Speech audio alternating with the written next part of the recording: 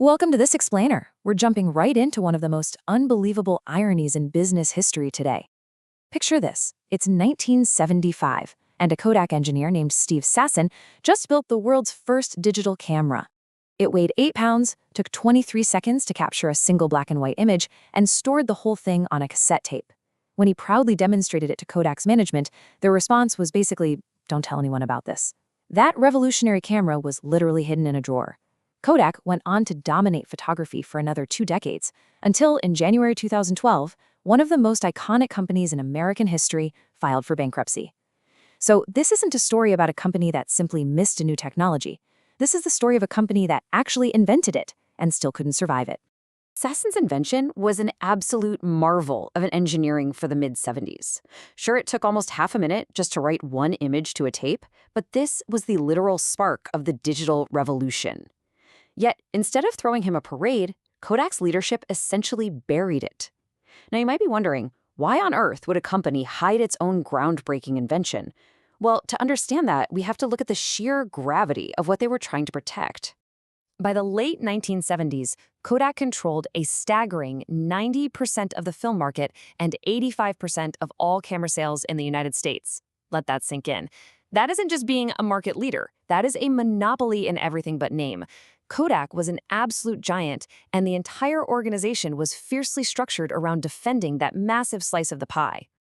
Let's get into Section 1, the razor blade monopoly.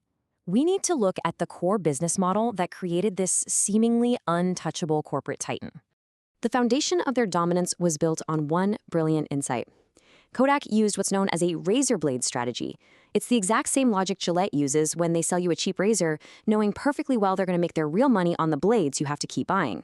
Kodak practically gave cameras away just to get them into everyone's hands. Why? Because the real money was in the consumables, the film, the paper, and the chemicals needed to develop the photos. Every single time a shutter clicked anywhere in the world, Kodak got paid for that iconic yellow roll of film. And because mastering film required decades of incredibly complex chemical and manufacturing expertise, competitors couldn't just easily copy it. Kodak had built a moat so deep that their entire corporate culture centered entirely on Kodak Park, their massive, sprawling filmmaking plant in Rochester, New York. This revenue was highly addictive. As one executive bluntly put it was hard to find anything that profitable that was also legal. The margins on color film were just extraordinary. Nearly every Kodak CEO came up through manufacturing, went to MIT's Sloan School, and emerged with the exact same core belief: optimize the film business, protect the film business, and never ever do anything that might cannibalize the film business.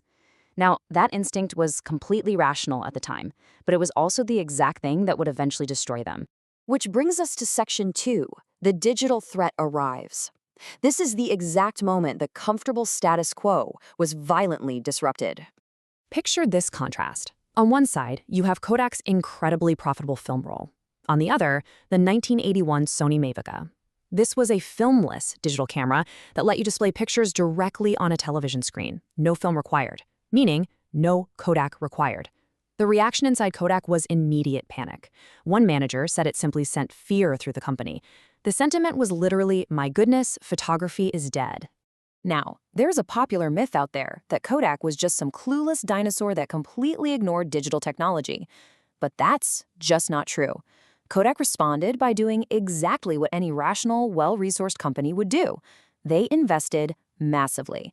By the late 1980s, up to 50% of their entire R&D budget was going into digital imaging. They built world-class sensor technology, filed hundreds of patents, and by 1986 introduced the world's first electronic image sensor with 1.4 million pixels. Technically speaking, they were actually miles ahead of almost everyone else.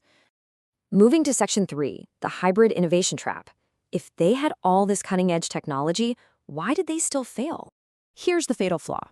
Every dollar Kodak invested in digital imaging was a dollar potentially accelerating the death of their beloved film.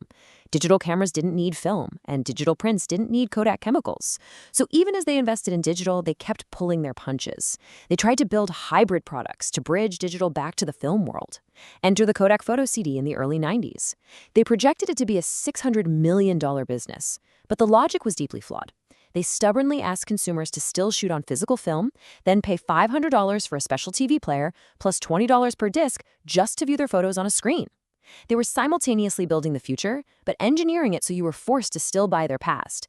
That is the innovator's dilemma in its absolute purest form. And if you want to know how deep this executive disconnect went, listen to this.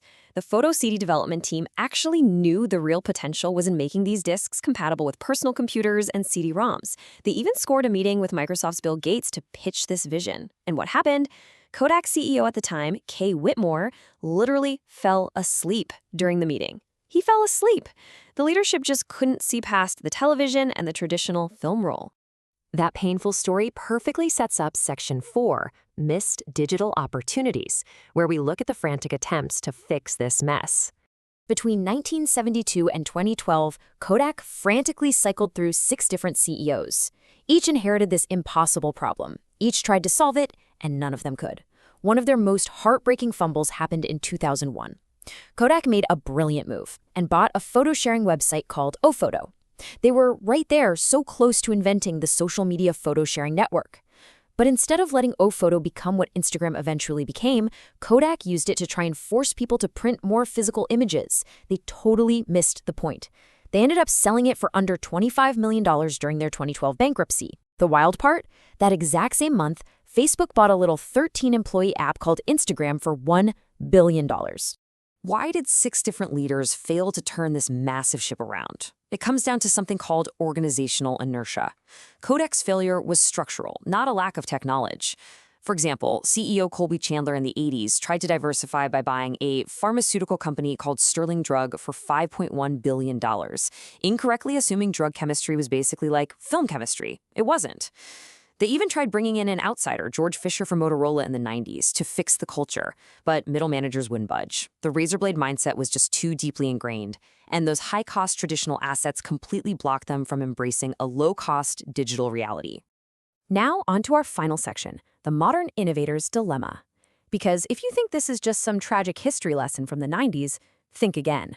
This same corporate tragedy is repeating itself right now at the very top of the tech industry. Consider a 2025 Harvard Business School case study titled AI Wars. It focuses on Alphabet, the parent company of Google. According to the case, in just a matter of months, Alphabet shed $250 billion in market capitalization. Why the sudden drop? Because for the first time in 20 years, Google searches dipped. Hundreds of millions of users were bypassing Google entirely, turning straight to generative AI chatbots like ChatGPT and Perplexity. The parallel here is actually pretty chilling.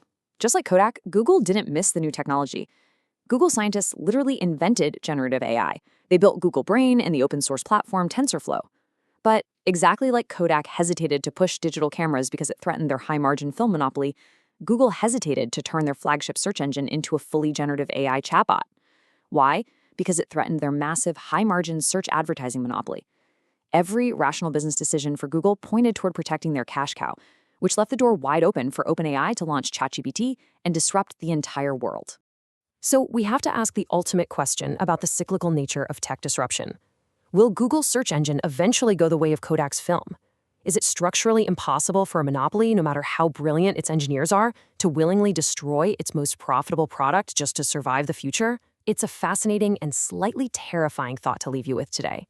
Thanks so much for joining me for this explainer, and definitely keep your eyes on how these modern tech giants navigate their own digital threats.